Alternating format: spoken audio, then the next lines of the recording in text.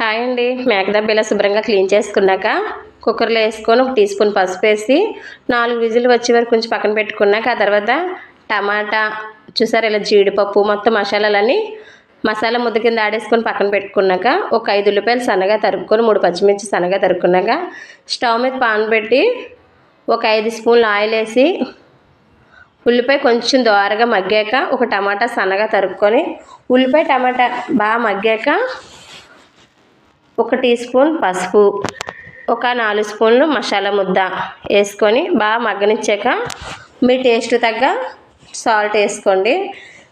బాగా మగ్గనివ్వండి మసాలా ముద్ద. దీని ఈ మేకదబ్బ ఆస్మాకి ఆవేశానికి రక్తగణాలకి చాలా మంచిదండి. ఇది బాగా మగ్గాక మసాలా ముద్ద 3 స్పూన్ల కారం వేసుకొని బాగా మగ్గనివ్వండి. కారం వేసి బాగా మగ్గాక ముందుగానే మనం ఉడకబెట్టుకున్న దబ్బ ఉంది కదా ఆ వాటర్తో సహా అలా దీంట్లో దించేయడమే. దించేసి బాగా మసాలా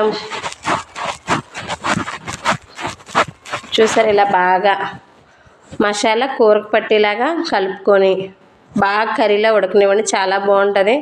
దించే ముందు కొంచెం కొత్తిమీర వేసుకుంటే సూపర్ అంటే సూపరు. అవి ఏంటనుకుంటున్నారా? బోటి పేగులండి.